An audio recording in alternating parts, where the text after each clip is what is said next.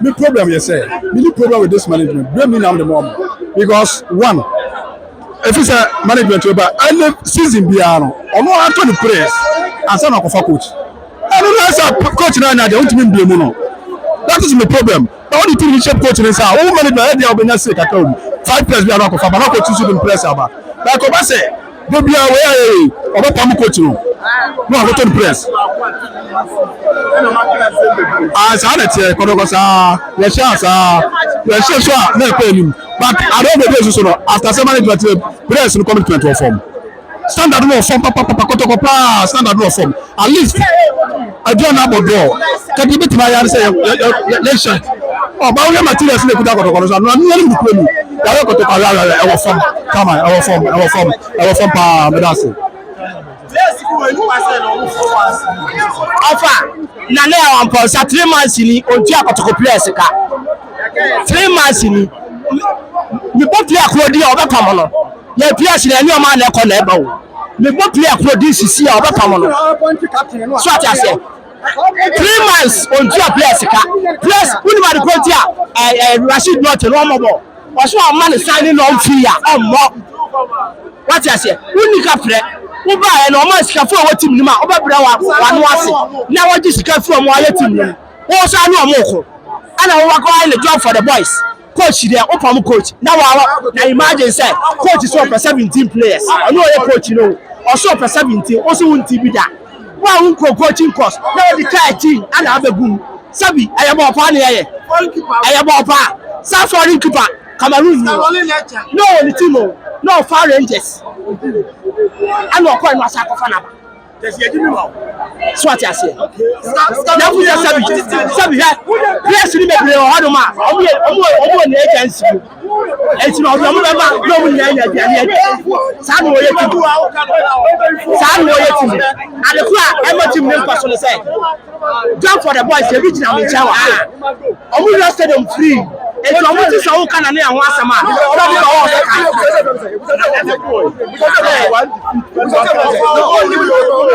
You knew watching here. One defeat.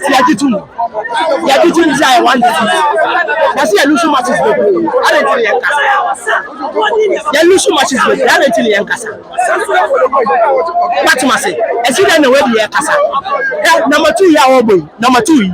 Or you pull out bear 7, but who run by inside. Or you're learning an animal check. Obed interest bad day e ke ba ko plan from Sheffield to be our but any some nigga these players they don't deserve to play Kotoko as a part of me catch on and then me say and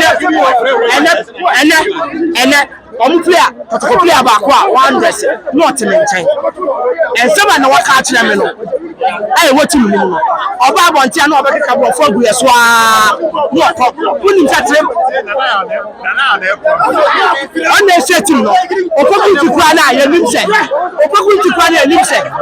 on ko football who school no oba ye ku bibi ba ye nim se wa se da ko ball who school a wo ba me e ho atoye no wo fe nkotu jam wo fe mesi na ya bo we aye bo esi ejira park ne so ball na wo twa ba ko frank e tika ada so me she bi na aka me mama for reasons I enti anani am concern onya ade one the special league na say the bia me can pre-season na ne am concern the first year ni say is so be for coach and sana coach no is say obe for coach and sana coach no adding the players is so obe for coach and sana coach no after the players no. He will never do that.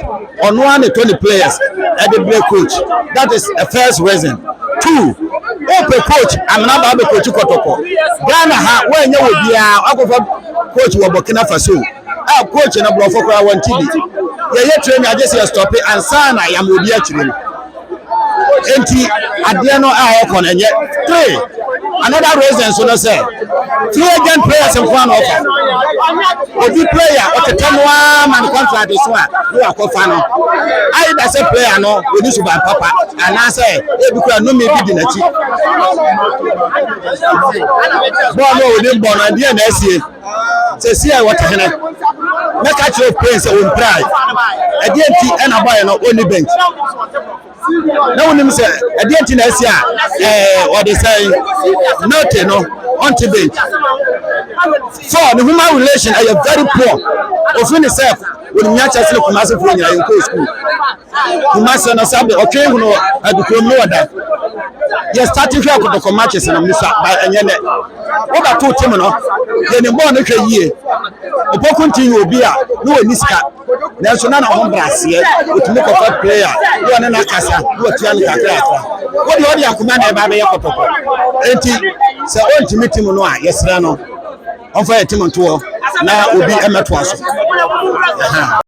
we dey abotere kotokofo enya abotere ball dey sare te win lose or draw we Medeama last season Medeama-Heated ketwa last season yeshelo back to back afi we wako shelo oba na ho grosso enti se wa ba be shewa na so wagi atu ya se ha se lusu adua na tena fie abodoro ba na ye nyina ye wisi ni se kotoko betu na hye na ya close gabon amasa boys yentimi mpamo mo enkofa bimba enene kina ya enti ne mi ka kire omo nsa omo nya abotere ye ka no anu nya mutie enti se wo ka se no kobu na bamu a next match no wo ntimi bobo me mi ntimi bobo omo na mbabo enti abotere ena se Obed me person ka kire kotoko kita afani ya se ba bia mi firi pa ne re Asante Kotoko Fans ya take jama amanfo ya betina se be ye bibi papa bi be firi mu aba ankoye sana enti omunya abotre na mere pa mu no ebeba league no je enso de se Obed enka akire kana mo wan ti makra mo ozo esimo mo ekoso president president esimo ko omodi so bonya ebo na lemposa no ana me omonya du one me no omonya du first on so on ka so onya di totally all because they lose match match Medeama enye say na lemposa ba na one match enye one match na nabo I think this is a 2 seasons ago before ya chana to so and this also be saying it is a lose bar the same way the same squad didn't mean I would tell us obianya the same squad here coach some the same squad apart from number 2 obeshemu okay say Japan e obi obeshemu the first starting and you go you lose abona lose enye na na aposen ya de and na aposen the place ebo and emu de na place odebo and team manager ben was only influence first player by him omo come say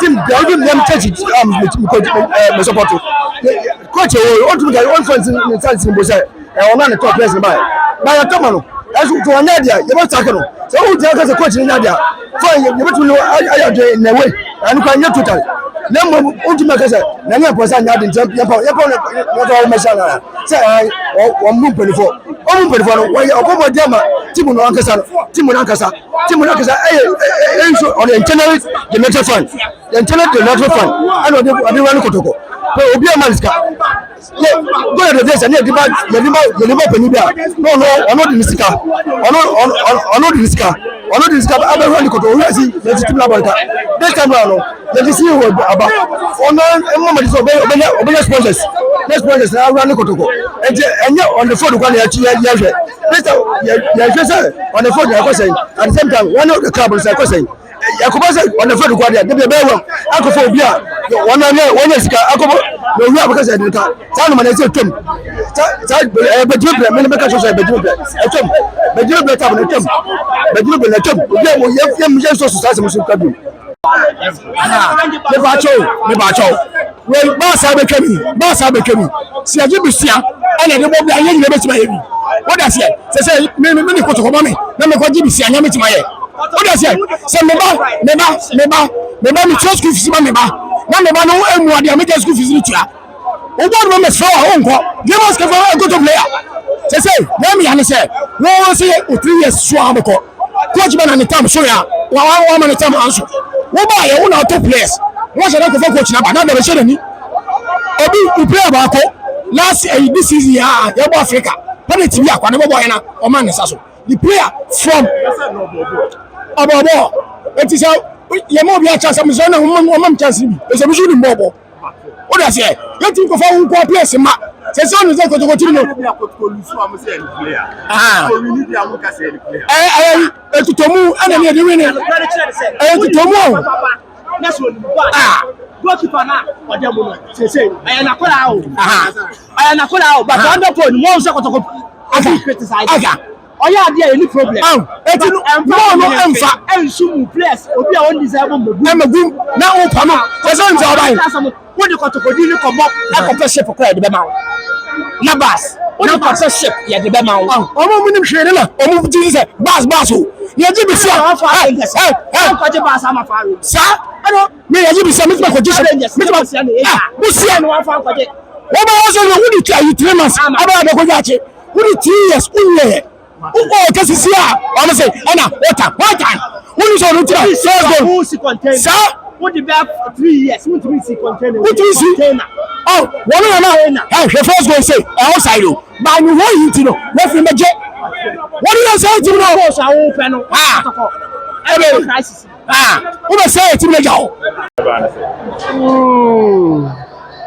ye ba ye de em se obi o hwe TV ne de oba stadium bi ehun ye ba ye best supporters the SCA bi ya yam fanche on ye de ya no ne mo ebra so se CEO ene ne management ba bonte ka bi tre supporters ni hu de e koso Kotoko nya nkwala team se we ya osme nkasa wo na Kotoko part mi abegina park so e bobo pa wo bola let's boy ya everywhere be in fact omo master bi omo di be because obi ba be stadium bi aro ho pa se akofie die ene wa ama number 4 asa boy yes we green news or bro masa bode bobo no na lusu no bi anhu so why wa fa mu die enti ya kapa no kuremu ande Kotoko players ejina so e move point pa na nke bet na recommend ne say national teams no e bi kura friend obi anya di A to Z ni nyina na me dey me din ho ya okase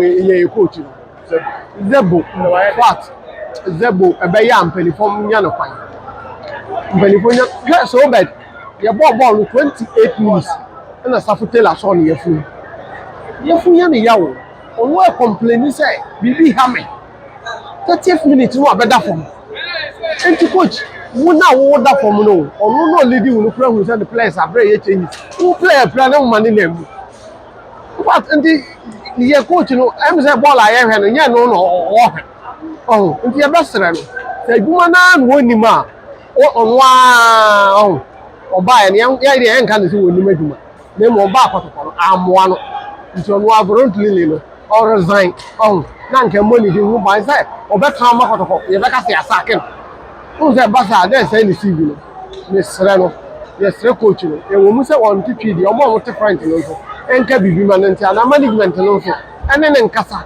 say be ya obebo ni CV hu ba no abo ni din zabo no hu ba no kwa sampani for management amwaye o say Obed adi ampa na nsi team bi mu ye team a coach a waji lega se bibi kura ba ya ye betimi ni na traffic ni ajojo ni aso ogumasam ni etimi eja no Kotoko supporters se dia no ho pasa nya yi ticket no gwa na mani pa stadium mo all of players ne bono nso ni and self so omo ya Kotoko players kura e wo mza matches bi o etimi de patapa we need e but wo magina wo Kotoko pa na wo gina ho a and the player ben pa na obetimi recommending say player we na agent bi kura ta say me pe Kotoko player de na kwa ko bomitima player ben no be fa you need just one player from A to Z and coach what ball no kwa na players hwie no the coach ngina ho ohun ni kwan ofa so ne wo mukasa ohun ta say bibi a nhye nkuran enti so bi tifie no hwe TV na mbobọ we no ti no bi kotra radio so say omra Kotoko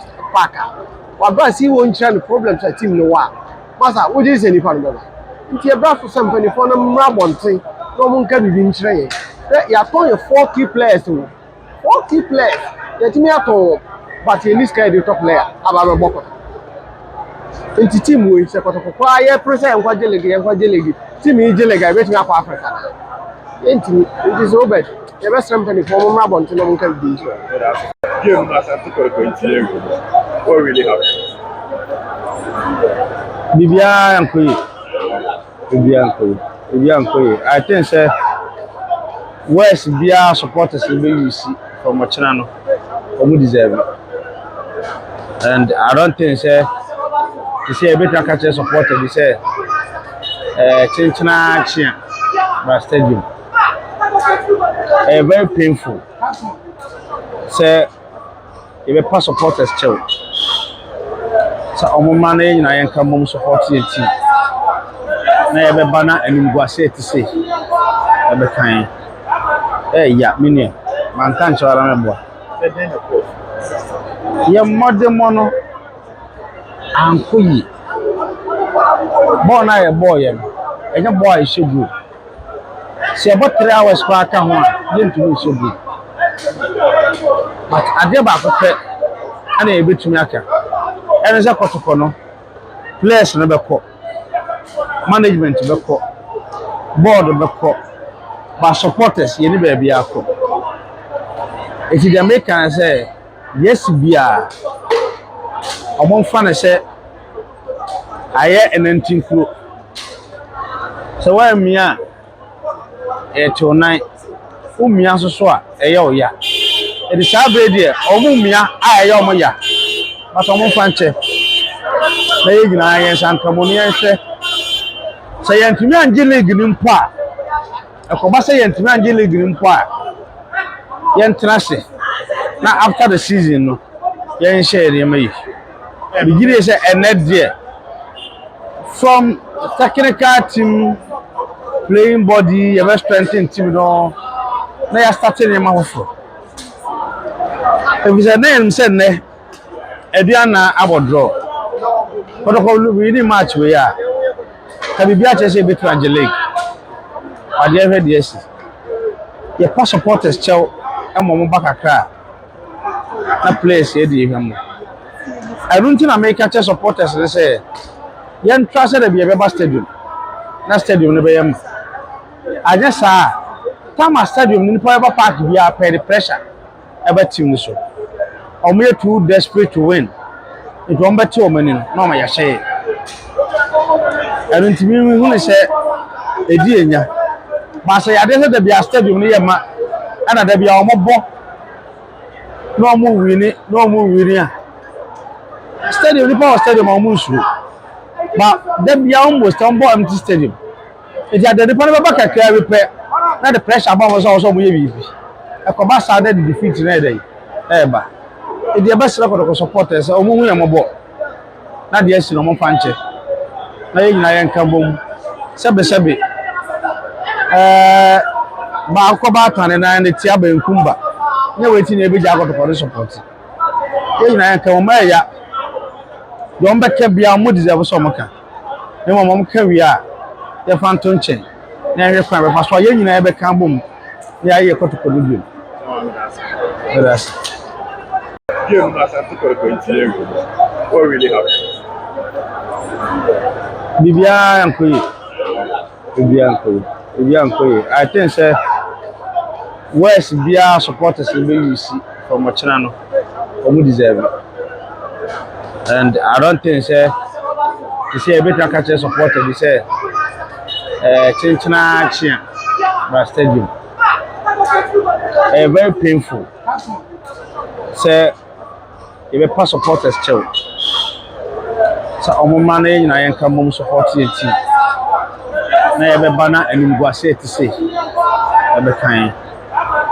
Ya mini man kan chawara me bo.